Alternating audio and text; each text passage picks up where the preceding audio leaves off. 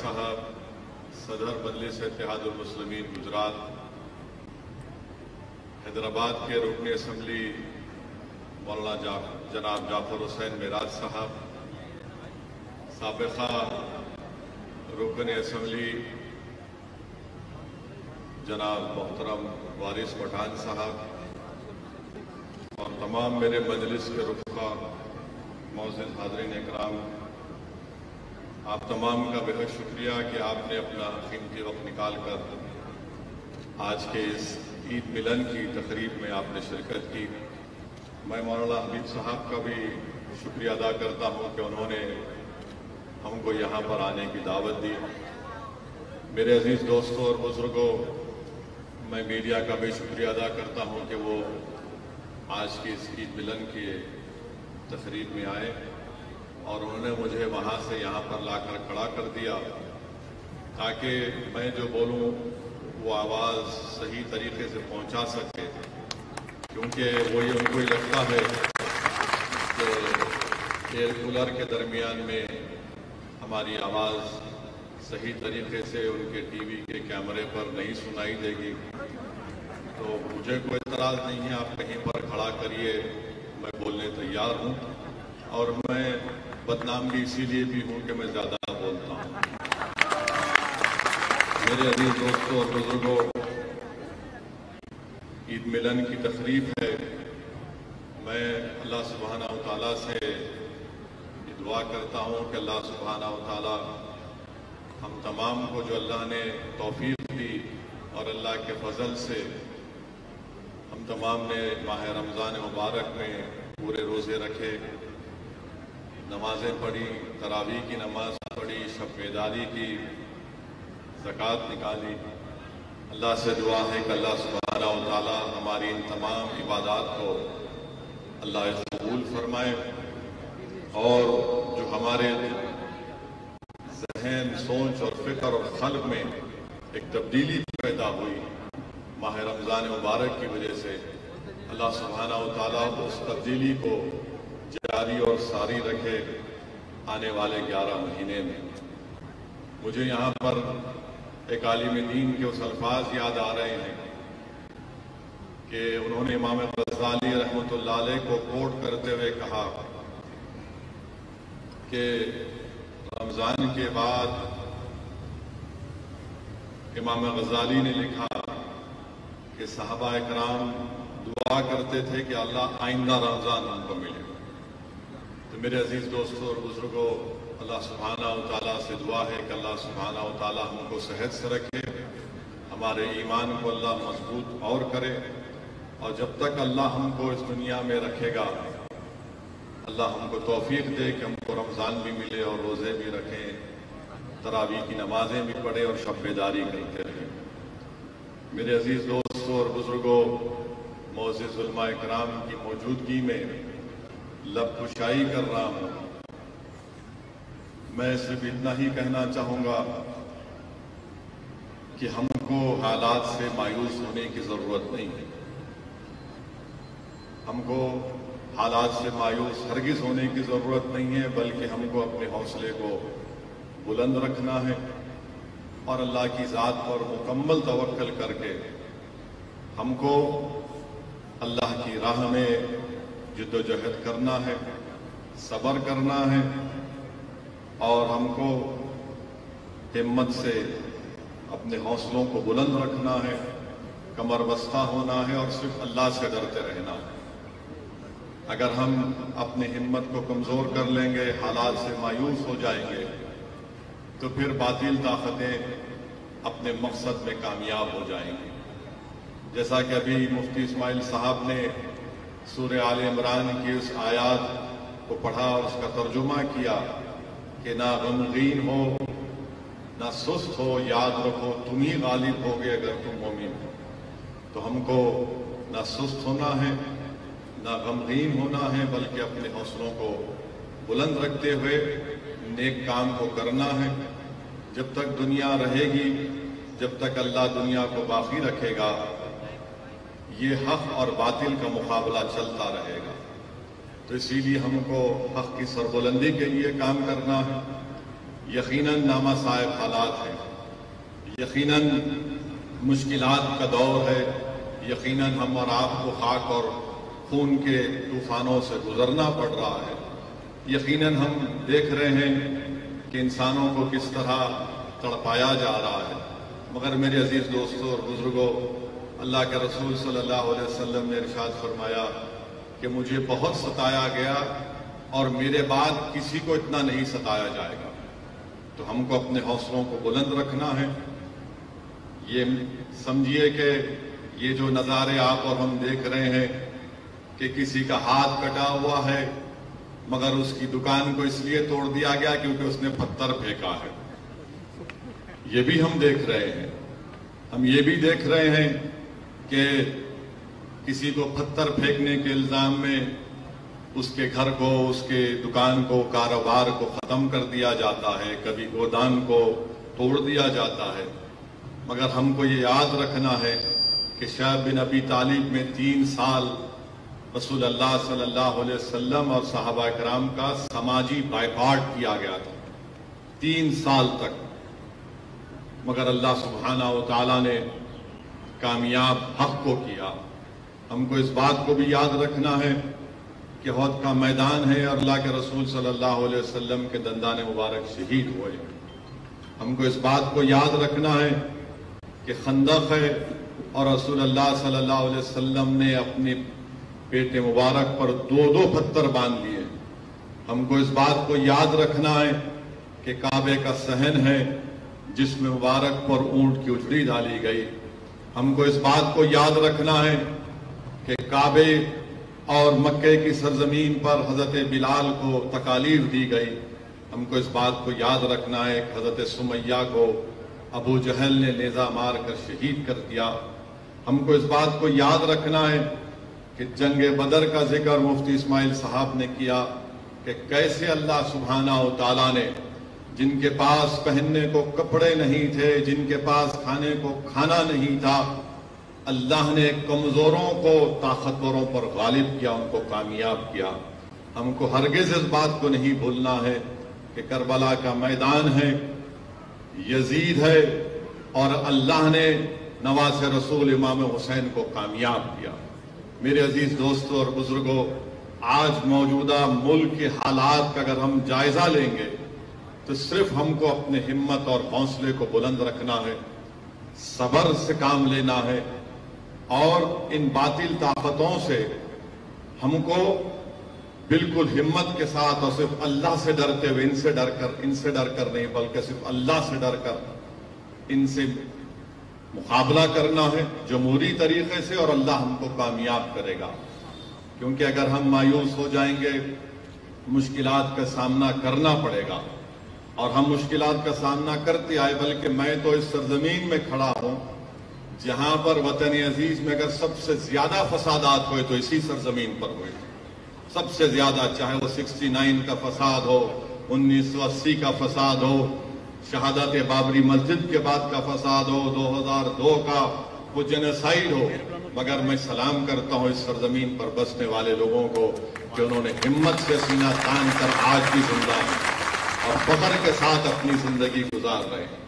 تو میں آپ سے صرف یہی گزارش کرنے آیا ہوں کہ آپ جیالے ہیں اور آپ ایسی سرزمین پر ان اندھیروں میں ایمان کے شمع کو اللہ کے فضل و کرم سے اللہ نے آپ کے ذریعے سے اس شمع کو اللہ جلائے رکھا ہے۔ میری آپ سے یہی گزارش ہے کہ آپ ایک سیاسی طاقت بنیے، آپ ایک سیاسی قوت بنیے۔ اس بات کو میری آپ ذہن نشین کر لیجئے، ہو سکتا ہے کہ بہت سو کو میری اس بات سے اتفاق نہیں ہوگا، مگر میں آپ کو پوری ذمہ داری کے ساتھ کہہ رہا ہوں کہ جس وطن عزیز کے لیے ہم نے اپنا خون پسینہ بہایا، جس وطن عزیز کو آزاد کرانے کے لیے ہمارے علماء کرام نے جہاد کا فتویٰ دیا، سولی پر چڑھ گئے، مالٹا کی جیل میں مصائب اور مشکلات کا سامنا کیا، جس وطن عزیز کے لیے ہمارے علماؤں کو جیل کی صحبتیں کاٹنی پڑی، آج ہمارے وطن عزیز میں ہم سے یہ کہا جا رہا ہے کہ تمہاری بات کو نہیں سنا جائے گا۔ میرے عزیز دوستوں اور بزرگوں، اگر ہم خاموش بیٹھ جائیں گے تو یاد رکھیے ہم ان مجاہدین آزادی کو خراج عقیدت نہیں بلکہ ہم ان کو دھوکہ دے رہے ہیں، ان کی روحوں کو دھوکہ دے رہے ہیں، بلکہ ان کی قربانیوں کو زندہ رکھنا ہے تو ہم کو ایک زندہ رہ کر اپنے مسائل کو جمہوری طریقے سے بے باکی کے ساتھ اور اپنے حوصلہ اور ہمت کو بلند کر کے ہم کو اپنے مسائل کو حل کرنا ہے۔ اور میری اس بات کو آپ ذہن نشین کر لیجئے کہ وطن عزیز میں مسلمان حکومت کو نہیں بدل سکتا، وطن عزیز میں مسلمان کسی حکومت کو نہیں بدل سکتا، یہ دھوکہ آپ کو دیا جا رہا ہے۔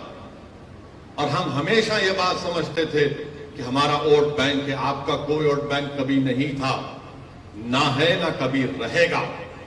اس ملک میں ہمیشہ اکثریتی طبقے کا ووٹ بینک تھا، ہے اور رہے گا، مگر آپ کو یہ دل نشین اور دل فریب باتوں میں الجھا کر آپ کو دھوکہ دیا جاتا رہا ہے کہ آپ کا ووٹ بینک ہے، آپ کا کبھی ووٹ بینک نہیں رہا۔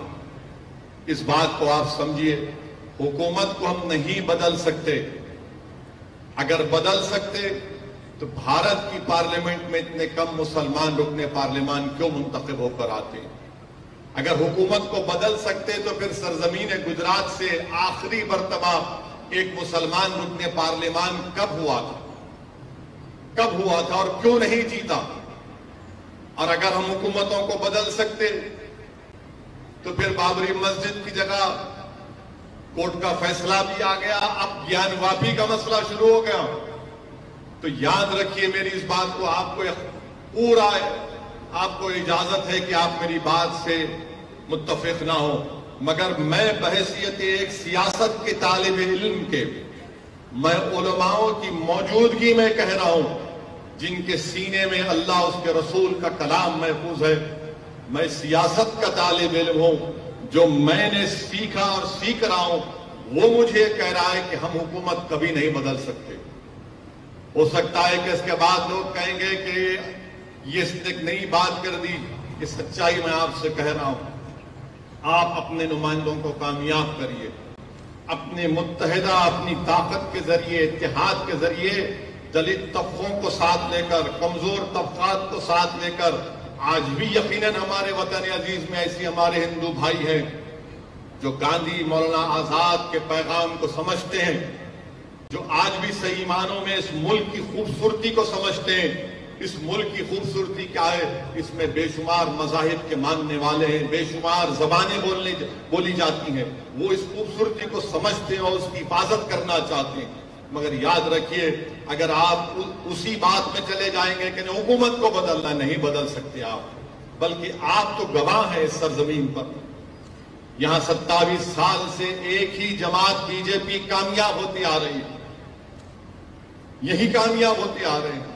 تو میرے عزیز دوستوں اور بزرگوں، میری آپ سے ایک ادباً گزارش ہے، آپ اتفاق مت کریے، مگر میری اس بات پر ذرا سوچئے، میری اس بات پر سوچئے، اگر اس میں سچائی ہے تو آپ میرا ساتھ دیجئے، اگر آپ کو لگتا ہے کہ اسد الدین اویسی لفاظی کر رہا ہے تو آپ اس کو مسترد کر دیجئے، مگر میرا ماننا یہ ہے کہ آپ اپنی ووٹ سے، اپنی سماجی سوجھ بوجھ سے، اپنے اثر و رسوخ سے آپ اپنے نمائندوں کو کامیاب کر سکتے۔ یہی بات میں آپ کو کہنے آیا ہوں، یہی بات میں آپ سے گزارش کرنے آیا ہوں، اور آپ کو یہ بھی بتانے آیا ہوں اور حکومت کو بھی یہ بتا رہا ہوں کہ ہم نے ایک بابری مسجد کو کھویا، آپ دوسری مسجد کو ہرگز نہیں کھوئیں گے، یاد رکھیں۔ تم نے مکاری اور عیاری سے انصاف کا قتل کر کے تم نے ہماری مسجد کو ہم سے چھینا، اب دوسری مسجد نہیں چھین پاؤ گے، یاد رکھو۔ اب ہم تمہاری ان باتوں کا بھروسہ نہیں کرنے والے کہ ہم بچائیں گے، نہیں تم نہیں بچاؤ گے، اب ہم بچائیں گے اپنے مساجد کو، اپنی تہذیب کو انشاءاللہ۔ جو لوگ آ کر مجھ سے کہتے ہیں کہ نہیں نہیں ہم ہیں، تم نہیں ہے، تم کبھی ہمارے ساتھ نہیں تھے، تم تو ہمارے جنازے جب آتے تم آ کر دو دکھاوے کے آنسو بہا کر چلے جاتے ہو، اور اس کے بعد ہماری بربادی کے افسانے کوئی لکھ کر کوئی کتاب لکھ دیتا ہے، کوئی مضامین لکھ دیتا ہے، اس کو کوئی ایوارڈ مل جاتا ہے۔ میرے عزیز دوستوں اور بزرگوں، میں آپ کے درمیان میں ذمہ داری کے ساتھ کھڑے ہو کر کہہ رہا ہوں کہ ज्ञान वापी मस्जिद थी और है और रहेगी इंशाअल्लाह ताला। 1991 का कानून यह कहता है कि 15 अगस्त 1947 को जो मस्जिद मंदिर थी वो बरकरार रहेगी, और अगर कोई उसके नेचर और कैरेक्टर में तब्दीली पैदा करना चाहेगा तो 91 का पार्लियामेंट का कानून कहता है कि उन पर केस बुक करो, जेल भी जाओ, और अगर कोर्ट ने फैसला दिया तो 3 साल की सजा। तो ये चीज को आपको समझना है।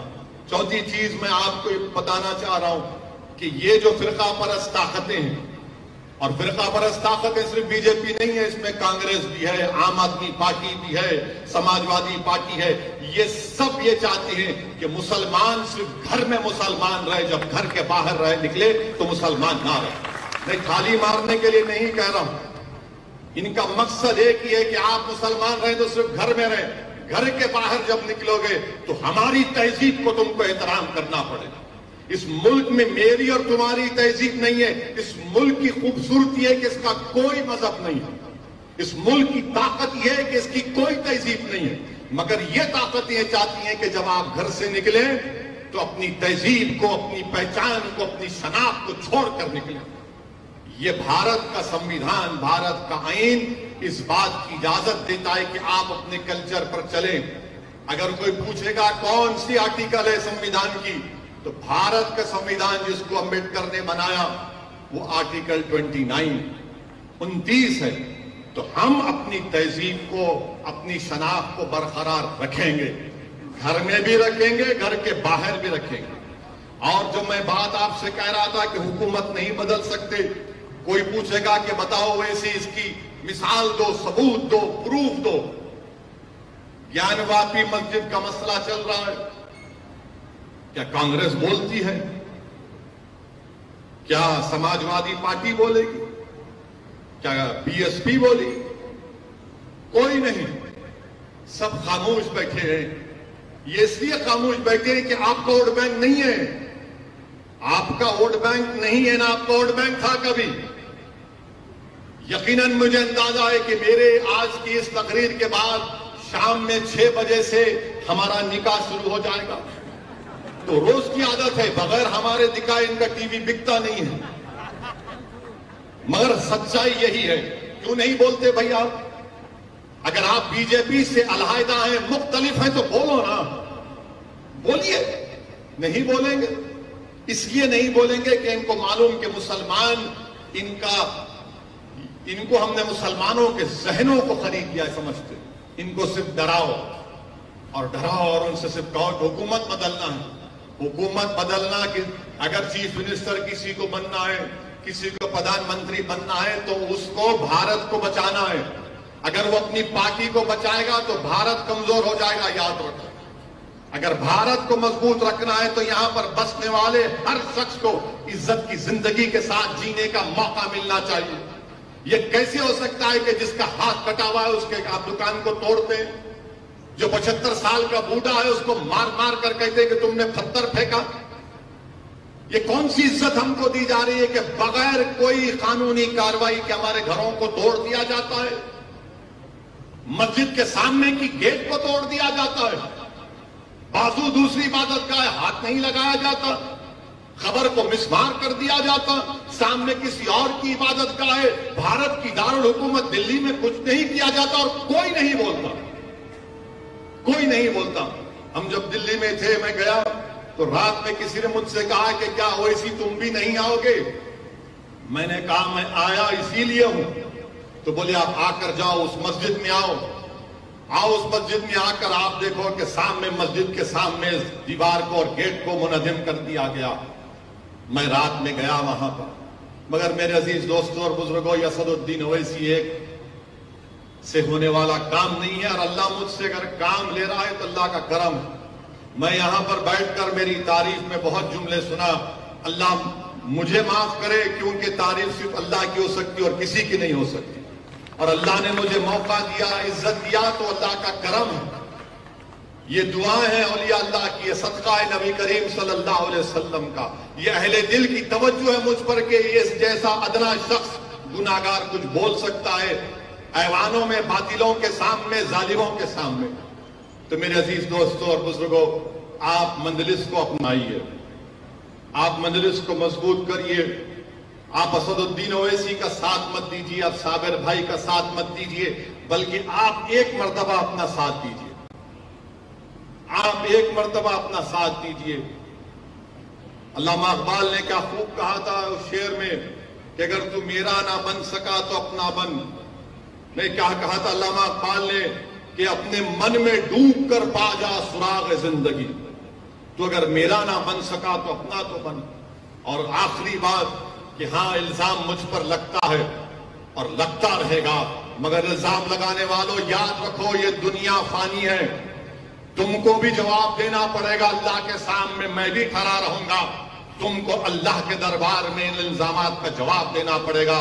مجھے تمہارے الزام کی کوئی فکر نہیں، تم جتنا جی بھر کے الزام لگاتے لگاؤ، تم اپنے سیاسی آقاؤں کو خوش کرنے کے لیے، اپنے نمبرات کو بڑھانے کے لیے تم الزام لگا رہے ہو۔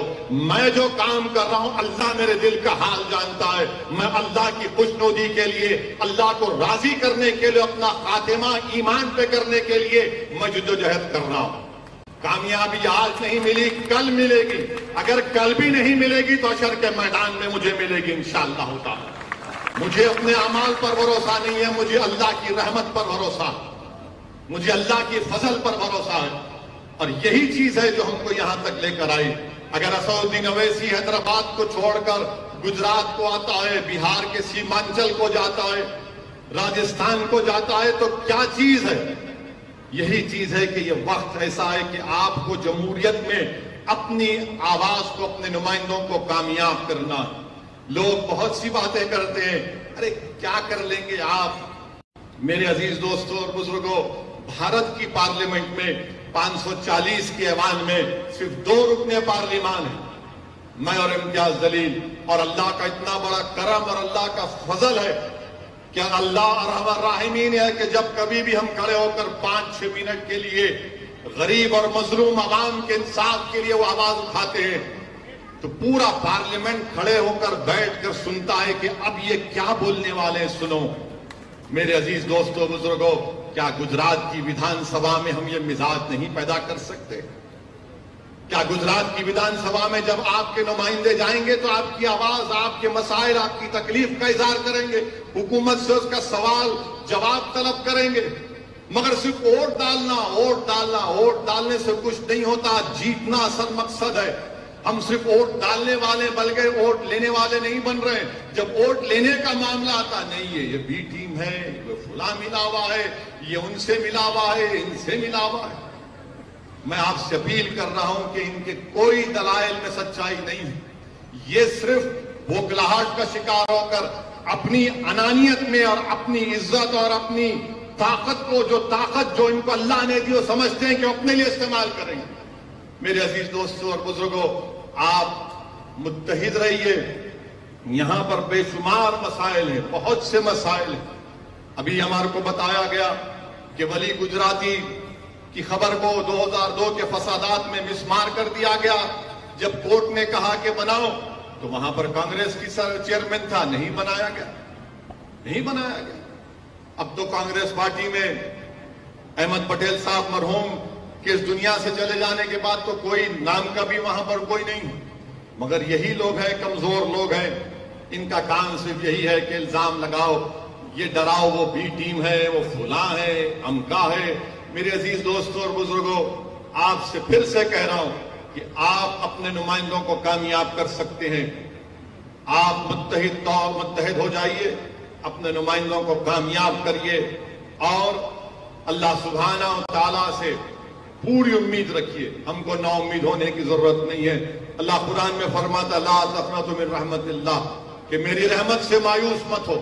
یہ حالات ہیں، بدلیں گے حالات، یاد رکھیے آپ، جو دنیا میں آیا وہ جائے گا، وہ دنیا میں آیا وہ جائے گا ایک دن، اور ہم کو اللہ سے پوری امید رکھنی ہے۔ مجھے یہاں پر جب میں بیٹھا تھا تو مجھے بانی دیوبند کا ایک شعر یاد آیا۔ علماء اکرام مجھے معاف کریں کہ بانی دیوبند نے کہا تھا، فرمایا تھا کہ مدد کر اے کرم احمدی، کہ تیرے سوا قاسم بیکس کا کوئی نہیں ہے، कारसाज। मेरे अजीज दोस्तों और बुजुर्गों, हमको अपने अल्लाह से रिश्ते को, रसूल अल्लाह सल्लल्लाहु अलैहि वसल्लम से निस्बत को मजबूत रखना, और जब ये रिश्ता मजबूत होगा, इन तमाम लोगों के चेहरे आपके सामने आ जाते हैं जो मुख्तलिफ बातें करते हैं, मुख्तलिफ प्रोग्राम इनके हैं, मगर अब ये जो मुल्क में जो मसाइल हैं, याद रखिए मेरी इस बात को, ये अंधेरी रात लंबी रहने वाली है, ये अंधेरी रात लंबी रहने वाली है। अगर इस अंधेरी रात में आपको चिराग जलाना है तो आप एक सियासी नुमाइंदों को कामयाब करिए जो आपकी आवाज बनकर जाएंगे, जो आपके मसाइल को उठाएंगे। अल्लाह ही जानता, गैब का हाल तो अल्लाह जानता है, मगर जो हमको समझ में आ रहा है, ये हालात और बढ़ेंगे, ये तमाम चीजें और बढ़ती जाएंगी, मगर हमको हिम्मत को बुलंद रखना है। और मैं खत्म करने से पहले मुझे किसी ने एयरपोर्ट पर पूछा कि ये डेमोलिशन क्यों हो रहा है, ये ताजमहल के नीचे क्यों देखा जा रहा है, ये ज्ञानवापी के नीचे क्यों देखा जा रहा है। तो भारत के प्रधानमंत्री ने मन की बात में कहा था कि कभी कभी मजाक करना चाहिए, जोक करना चाहिए। सुना होगा आपने मन की बात, कहा था कि कभी कभी लतीफा बोलना चाहिए। तो आखिरी बात कहकर खत्म करता हूं, मुझे लगता है कि ये जो ताजमहल के नीचे जो कमरों की बात हो रही है, ज्ञानवापी के नीचे क्या है देखने की बात हो रही है, वो असल में ये है कि प्रधानमंत्री की डिग्री तलाश कर रहे हैं, entire MA political science. Degree तो मिलती नहीं है, तो बोले नहीं ताजमहल के नीचे होगी। भाई भारत का प्रधानमंत्री ताज के नीचे होगी, भारत का प्रधानमंत्री ज्ञानवापी के नीचे होगी। प्रधानमंत्री सीरियस मत लीजिए, दिल पे मत लीजिए, वरना फिर कोई एनकाउंटर हो जाएगा। और मीडिया वालों से बोल रहे कि हमने जोक किया, आपके बादशाह सलामत के ताल्लुक से मजाक किया, दिल पे मत लीजिए। तो बहरहाल मेरे अजीज दोस्तों और बुजुर्गों, उलमाए किराम, आपका बेहद शुक्रिया, और मैं हबीब साहब का भी बेहद शुक्रिया अदा करता हूं। और अल्लाह से, मैं जब पिछले रमजान में आया था, हमें इसी रमजान में, तो मुझे साबिर भाई ने बताया कि मौलाना हबीब साहब को अल्लाह ने मौका दिया कि वो रमजान में गरीब मुस्तहक लोगों की बेइंतहा मदद करते हैं। मेरे अल्लाह से दुआ है कि अल्लाह सुब्हानहू व तआला आपसे और काम करें और खूब आप मदद करें, और अल्लाह आपकी हिफाजत फरमाए, अल्लाह आपके तमाम साथियों की हिफाजत फरमाए, और उसी तरीके से आप काम करते जारी रखें। आपका फिर से बहुत बहुत शुक्रिया।